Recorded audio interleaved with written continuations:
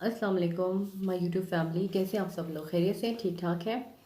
Sorry for being so let. 3 weeks के बाद new video upload हो रही है। इसकी वजह यह है कि I am very busy in my life. I have a family to look after. I have got lots of responsibilities, a clinic, hospital. So जिसकी वजह से मुझे बहुत कम टाइम मिलता है, लेकिन जब भी टाइम मिलता है तो मैं कोशिश करती हूँ आप लोगों के लिए कोई इन्फॉर्मेटिव वीडियो लाजमी बनाऊँ। आज जो वीडियो हम बना रहे हैं वो बहुत इन्फॉर्मेटिव है। आज की वीडियो है मीनोपॉज के ऊपर। अक्सर ख़वातीन को तो पता भी नहीं है कि मीनोपॉज होता क्या है। मीनोपॉज जैसे लाइफ है, life is a name of change. Life में हर चीज़ चेंज होती रहती है। जैसे एक बेबी पैदा होता है, ठीक है, वो टीनेज में एंटर होता है, टीनेज होता है, उसके बाद फिर उसकी जब पीरियड्स स्टार्ट होते हैं, जैसे मैंने वीडियो बनाई थी प्यूबर्टी के ऊपर, जो है बॉडी के अंदर कितनी चेंजेस आती हैं प्यूबर्टी के ऊपर।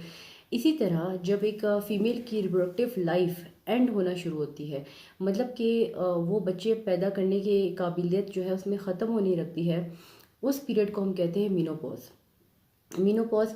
अब इसके असेसमेंट कैसे करेंगे कि भाई एक फ़ीमेल जो है वो मीनोपॉज में कब एंटर होती है?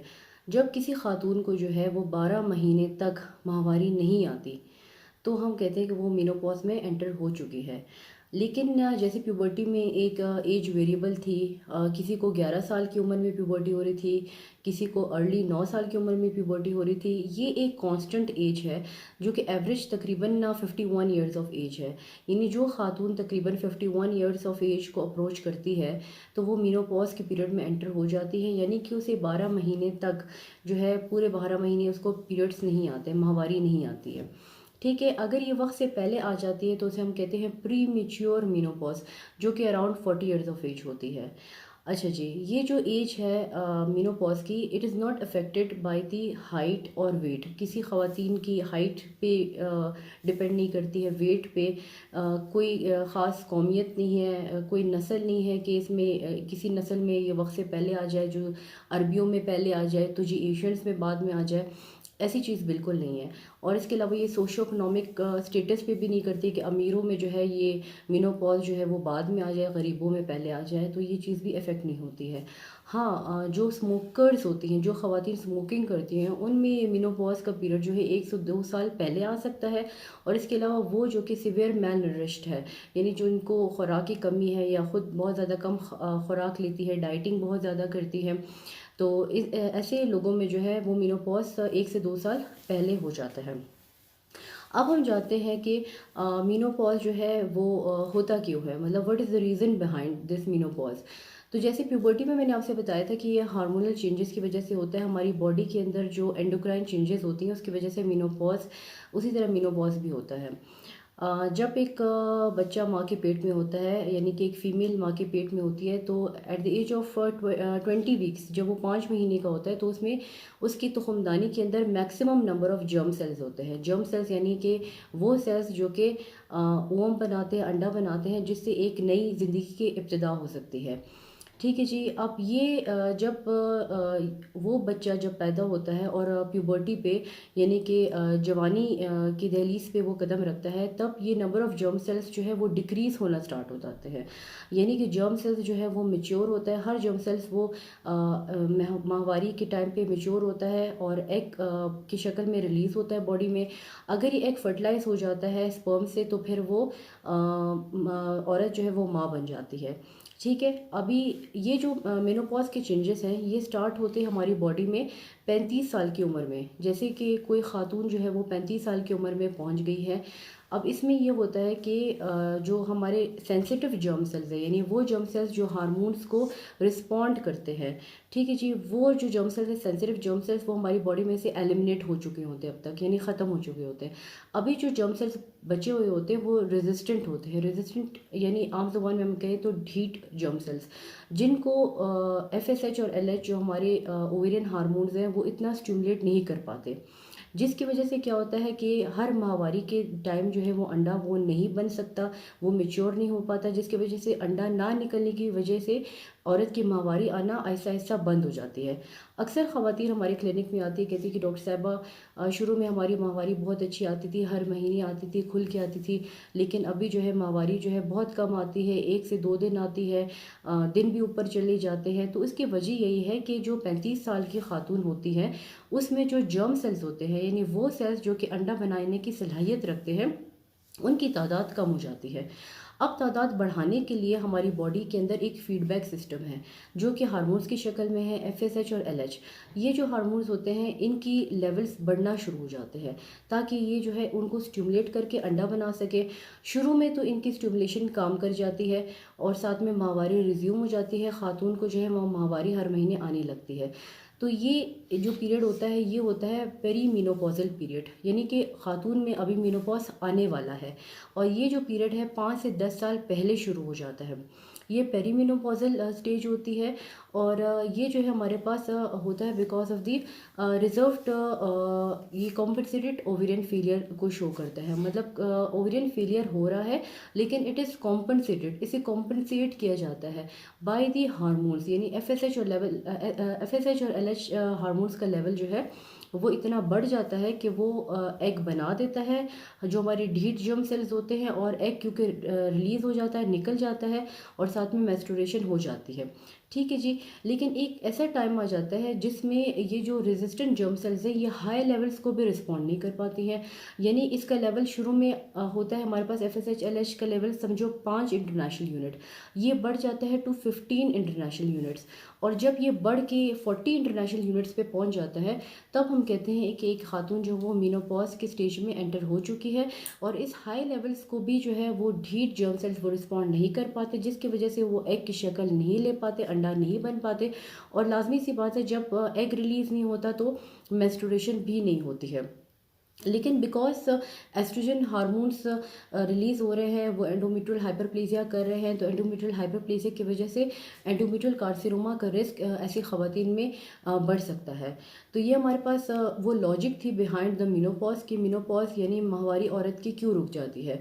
ठीक है जी। अब इसके बाद हम आ जाते हैं, बात करते हैं कि इसकी सिग्निफिकेंस क्या है कि एक खातून है उसको हर महीने माहवारी आ रही है तो मरते दम तक आनी चाहिए, ये क्यों बंद हो रही है, इसके पीछे लॉजिक क्या है। इसके पीछे लॉजिक ये है कि जो मीनोपॉज में जब ख़वातीन एंटर होती है इसमें लाइफ एक्सपेक्टेंसी इंक्रीज़ हो जाती है, औरत की ज़िंदगी इंक्रीज़ हो जाती है। यानी हम कह सकते हैं कि एस्ट्रोजन डेफिशिएंट पीरियड जो है वो औरत की लाइफ जो है वो इंक्रीज़ कर देती है। अगर एस्ट्रोजन का लेवल इसी तरह हाई रहे थ्रू आउट द लाइफ तो जिसकी वजह से औरत में एंडोमेट्रियल कार्सिनोमा का रिस्क बढ़ सकता है और इसकी वजह से वो प्रोन टू ब्रेस्ट कैंसर्स और एंडोमेट्रियल कैंसर्स करते हैं। तो ये अल्लाह पाक की तरफ से औरत को एक गिफ्ट है कि जब वो मीनोपॉज के अंदर एंटर होती है तो इसलिए हम कहते हैं कि ख़वातीन अक्सर इस बात को लेकर बहुत ज़्यादा इरिटेट होती है, डिप्रेस होती है कि डॉक्टर साहबा माहवारी बंद हो गई, अब तो मैं बुढ़ापे में दाखिल हो गई हूँ, अब तो मेरी ज़िंदगी एंड हो गई है। तो ये चीज़ नहीं है, बल्कि ये एक इब्तिदा है एक नई दौर की। मीनोपॉज का दौर जो है जिसमें हमें अल्लाह ताला की तरफ गिफ्ट है, अल्लाह ताला की तरफ से गिफ्ट है जिसमें हमारी लाइफ एक्सपेक्टेंसी बढ़ जाती है। ठीक है जी। अभी हम आ जाते हैं कि इसके चेंजेस क्या है। एक खातून में अगर मेनोपॉज आ जाता है 51 ईयर्स ऑफ एज में तो उसकी बॉडी में क्या क्या चेंजेस आती हैं। उसकी बॉडी में जो चेंजेस आती हैं उसको हम देखते हैं शॉर्ट टर्म इफेक्ट्स और लॉन्ग टर्म इफेक्ट्स में। शॉर्ट टर्म इफेक्ट्स में क्या आ जाता है, शॉर्ट टर्म इफेक्ट्स में आ जाता है सबसे इंपॉर्टेंट जो है जो कि 75% ऑफ द फीमेल्स में होती है वो है हॉट फ्लैशेस, यानी गर्मी का लगना, चेहरे से गर्मी लगती है जो कि एयर लोब्स पे कानों की तरफ जाती है, गर्दन की तरफ जाती है और ऐसा ऐसा वो पूरी बॉडी के अंदर वो फैल जाती है, तो हॉट फ्लैशेस। और इसके अलावा जो है स्किन की थिकनेस कम हो जाती है, स्किन पतली हो जाती है। ये स्किन पतली होती है बिकॉज बॉडी के अंदर कोलेजन लेवल जो है वो डिक्रीज़ होता है और ये कोलेजन लेवल डिक्रीज़ होता है in response to the decrease estrogen levels. ठीक है जी। और इसके अलावा फीमेल्स में अक्सर कंप्लेन आती है कि डॉक्टर साहबा ये पेशाब कंट्रोल नहीं कर पाती है, पेशाब करते हुए तकलीफ़ होती है, या जो मैरिड ख़वातीन हैं वो शौहर से मिलती है तो उनको मिलने पे तकलीफ़ होती है। और इसके अलावा बचदानी का बाहर निकलना, यूट्रोवेजाइनल प्रोलैप्स, ये भी because of the decreased tissue elasticity है। तो ये तो हमारे पास आ गए शॉर्ट टर्म इफेक्ट्स। और इसके अलावा हमारे पास लॉन्ग टर्म इफेक्ट्स क्या होते हैं। लॉन्ग टर्म इफेक्ट्स में हमारे पास आ जाते हैं जो सबसे इंपॉर्टेंट है वो डिक्रीज्ड बोन डेंसिटी है। हड्डी जो है, हड्डी की जो डेंसिटी है, मास है, वो डिक्रीज़ हो जाता है जिसकी वजह से विदाउट ट्रॉमा, किसी ट्रॉमा के बजाय जो है आम गिरने पर या कोई किसी जगह पे टकराव होने से बोन फ्रैक्चर्स का रिस्क बढ़ जाता है। इसके अलावा इस्केमिक हार्ट डिजीज़ का रिस्क बढ़ जाता है, हार्ट अटैक्स का रिस्क बढ़ जाता है। और इसके अलावा जो हमारे पास है ख़वातीन जो है उसमें जैसे मैंने बताया कि it is the end of reproductive years, जो ख़ातून है वो बच्चा पैदा करने की सलाहियत उनमें कम हो जाती है। इसके अलावा एल्शमर्स डिज़ीज़ ख़ातून में जो है ये इसका जो है रेट इंक्रीज़ हो जाता है। साइकोलॉजिकल डिसऑर्डर्स जैसे इरिटेबिलिटी, चिड़चिड़ापन होना, रात को नींद ना आना, और डिक्रीज़ ऑफ लिबाइडो, सेक्स में इंटरेस्ट कम होना, और साथ में जो है रेस्टलेसनेस, बेचैनी का होना, ये सारे इफ़ेक्ट्स भी जो है वो मेनोपॉज़ के हैं। और इसके अलावा जो हमारे पास लॉन्ग टर्म इफ़ेक्ट्स में जो है इनफर्टिलिटी होगी, और साथ में ऑस्टियोपोरोसिस चेंजेस होंगे। इसके अलावा हमारे पास अल्शीमर्स डिजीज़, स्किन में जो है डिक्रीज्ड कोलेजन लेवल का हो गया। और साथ में ये हमारे पास जो मेन इंपॉर्टेंट चेंजेस हैं जो कि लॉन्ग टर्म इफ़ेक्ट्स में आ जाती हैं। इसके अलावा अभी हम इसको एसेस कैसे करेंगे? अगर कोई खातून जानना चाहती है कि वो मेनोपॉज़ में एंटर तो नहीं हुई, तो इसके लिए इन्वेस्टिगेशंस क्या होती है? इन्वेस्टिगेशंस होती है हमारे पास एफएसएच लेवल्स को चेक करेंगे। अगर वो 15 इंटरनेशनल यूनिट से ज़्यादा है, इसका मतलब है वो पेरी मेनोपॉजल स्टेज में एंटर हो गई, यानी 5 से 10 साल के बाद वो मेनोपॉज में एंटर हो जाएगी। और अगर उसका लेवल जो है 40 इंटरनेशनल यूनिट्स आता है, तो उसका मतलब है कि वो मेनोपॉज के दौर में जो है वो एंटर हो चुकी है। अभी हम आ जाते हैं इसकी ट्रीटमेंट के ऊपर। हम ट्रीटमेंट जो है इसकी क्लासिफाई करते हैं दो ग्रुप्स में। एक हमारे पास आता है नॉन हार्मोनल, जिसमें मतलब हार्मोन्स की ज़रूरत नहीं होती है, और एक आता है हार्मोन रिप्लेसमेंट थेरेपी। तो जो नॉन हार्मोनल है उसमें हमारे पास जैसे मैंने आपको बताया कि जो बोन्स है they are at risk of fractures, तो उसमें हम जैसे मुख्तलिफ़ किस्म की कैल्शियम सप्लीमेंटेशन दे सकते हैं, बिस्फॉस्फोनेट्स दे सकते हैं, ठीक है जी। और इसके अलावा हम जो है कैल्सिटोनिन पेशेंट को एडवाइस करते हैं, और मुख्तलिफ़ किस्म की एक्सरसाइज से जो है पेशेंट का मूड भी अच्छा रहता है, बोन स्ट्रेंथ भी रहती है, ठीक है। और इसके अलावा जो है इसकी एग्जाइटी और रेस्टलेसनेस ये भी कम होती है। और इसके अलावा हमारे पास जो इंपॉर्टेंट ड्रग है दैट इज़ टाइब्यूलिन जो है वो at the dose of 2.5 mg per day हम पेशेंट को रिकमेंड करते हैं। ये जो टाइब्यूलिन होती है ये हॉट फ्लैशेस को कंट्रोल करने के लिए होती है, बोन डेंसिटी को जो है वो इंक्रीज़ करती है, और इसके अलावा जेंटो यूरिनरी सिम्टम्स को भी काफ़ी हद तक कंट्रोल करती है। इसके अलावा हमारे पास जो है जो साइकोलॉजिकल प्रॉब्लम्स है, जैसे कि बेचैनी है, चिड़चिड़ापन है, नींद का ना आना, उसके लिए हम सेडेटिव्स और हाइप्नोटिक्स, ट्रैंकुलाइजर्स वगैरह जैसे नींद की गोलियां, अद्वियात वगैरह, एंटी डिप्रेसेंट दे सकते हैं, लेकिन उसका एज सच मेजर रोल नहीं है। जो मेजर रोल है मेनोपॉज में वो है हार्मोन रिप्लेसमेंट थेरेपी का। लेकिन हार्मोन रिप्लेसमेंट थेरेपी जो है ऐसा नहीं है कि ओवर द काउंटर मरीज़ जो है वो खुद स्टार्ट कर दे, because hormone replacement therapy start करने के लिए हमें पेशेंट की प्रॉपर हिस्ट्री और एग्जामिनेशन करना बहुत ज़्यादा ज़रूरी होता है। किस पेशेंट को इसकी ज़रूरत है, आया वो पेशेंट जो है वो ख़ुद लेना चाहती है, अपने विश से लेना चाहती है, या जो है उसके अंदर जो है काफ़ी ज़्यादा सिम्टम्स आ रहे हैं मेनोपॉज के, वो इसलिए लेना चाहती है, लाइक हॉट फ्लैशेस बहुत ज़्यादा कॉमन है उसके लिए लेना चाहती है, या जो है हमारे पास मतलब इस तरह की इंडिकेशंस को हम देख के पेशेंट को एडवाइस करते हैं।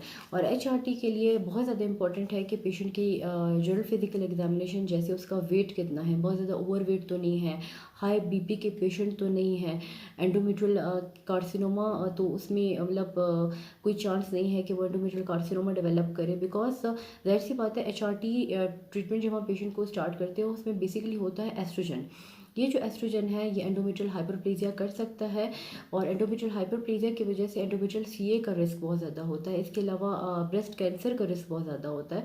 तो ऐसी ख़वातीन को जब हम एचआरटी प्रिस्क्राइब करते हैं तो हम एक तो पहले शॉर्टर ड्यूरेशन के लिए करते हैं, दैट इज़ ऑलमोस्ट 3 मंथ्स के लिए।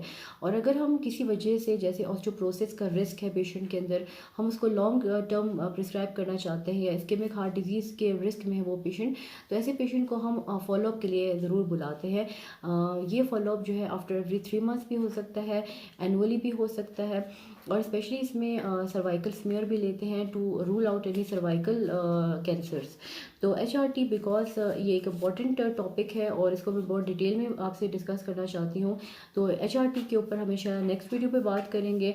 आज की वीडियो में जो है आपसे मैंने शेयर की मेनोपॉज के हवाले से कुछ मालूमात। अगर आप इस टॉपिक के हवाले से कुछ ना कुछ पूछना चाहते हैं तो कमेंट सेक्शन में आप कमेंट कर सकते हैं।